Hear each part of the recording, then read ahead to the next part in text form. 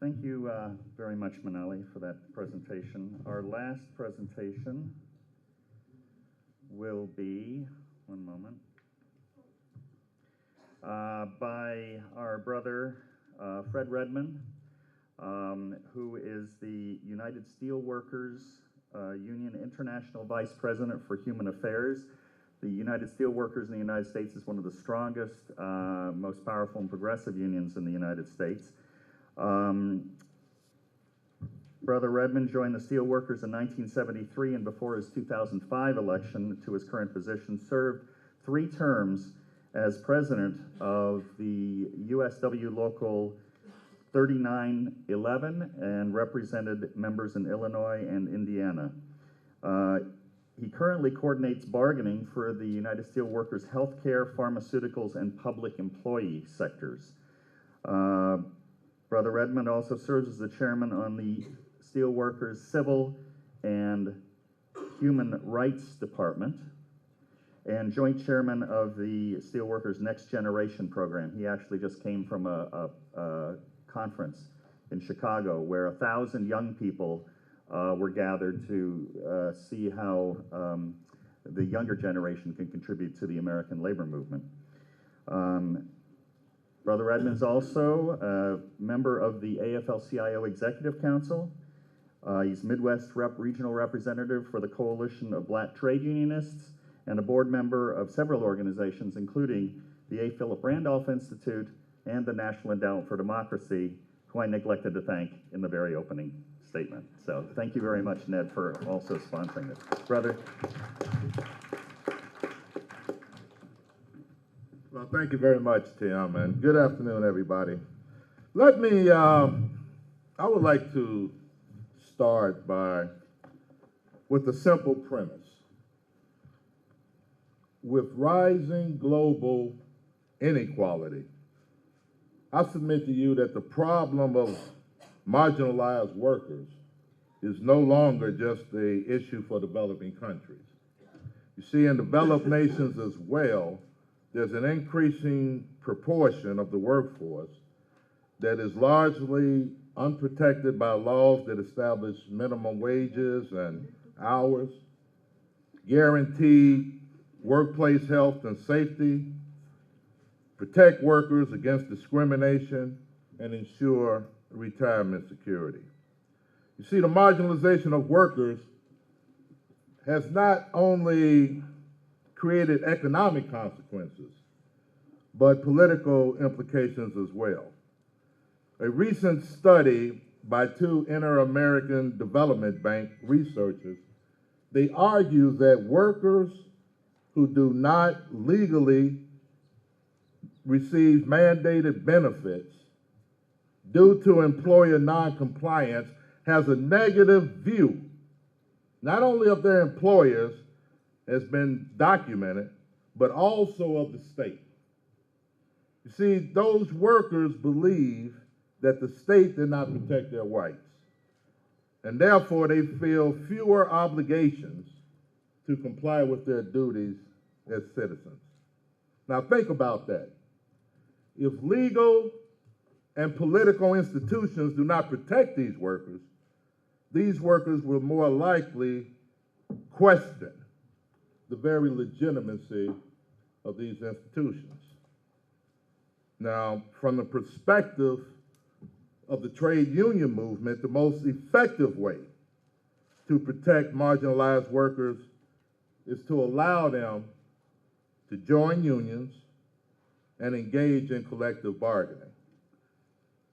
Now, the International Monetary Fund apparently agrees with us because the IMF study published just this month concluded that the declining levels of unionization are a significant cause of growing inequality. Think about that. Coming from the IMF, we could all agree that that's a profound statement. However, it's accurate. Because however we view it, marginalized workers face many obstacles to exercising the human right to freedom of association. And I would just like to briefly discuss two cases where my union, the United Steelworkers, have developed strategies and partnerships to help marginalized workers organize. I want to talk for a minute about Liberia, West Africa. I went to Liberia in 2005 after our union, which represents over 80,000 rubber industry workers in the United States, we were contacted by workers on the Firestone rubber plantation who were trying to form an independent union. Now, when I visited the plantation, I found that the workers lacked decent housing, they lacked clean water, they worked 12-hour days, and they were literally required to carry 150-pound loads of latex, 2 buckets, 75 pounds each, on a stick, to carry that to a weigh station, in a lot of cases was over 2 miles from where they gathered the latex on their shoulders. Now today, it's a totally different situation on that plantation. Why? Because we train union leaders in collective bargaining skills, and we put an international spotlight on Firestone. And today the Firestone workers have decent housing, child labor, which was a serious problem on the plantation, because in order for them to meet their quotas, they had to use their children to help them gather this latex from these rubber trees. And today, child labor has been eliminated. Children attend school.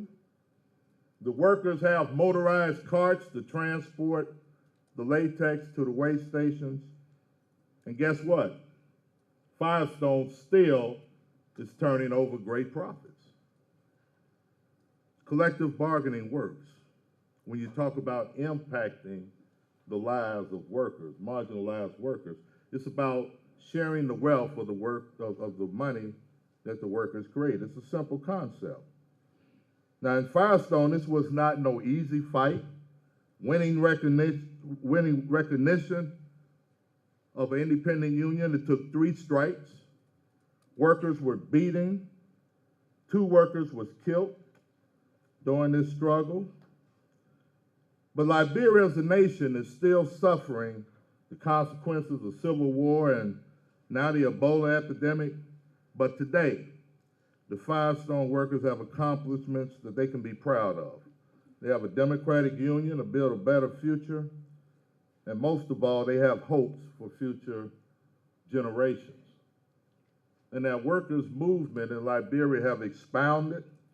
Since then, they have negotiated a successful labor agreement with good wages and benefits based on the averages in Liberia with ArcelorMittal, which recently in 2010 reopened the iron ore mines. So that's one example of what can be accomplished for marginalized workers when they have this right of freedom of association, to form, if they choose, an independent union to bargain for a collective bargaining agreement. Another example I want to speak on very briefly is worker centers. Now, unlike Liberia, the United States is a wealthy country with stable institutions, yet millions of workers in the United States are not protected by our laws, and inequality has increased sharply over the past 3 decades. Undocumented immigrant workers are especially vulnerable because they lack legal status, and these workers often accept substandard wages and dangerous working conditions. Many cannot read English and don't understand our legal system, and most are afraid to report abuses to the authorities for fear of being deported. Now, under these circumstances, traditional methods of union organizing don't work very well, and that is why our union has developed a series of innovative partnerships with worker centers.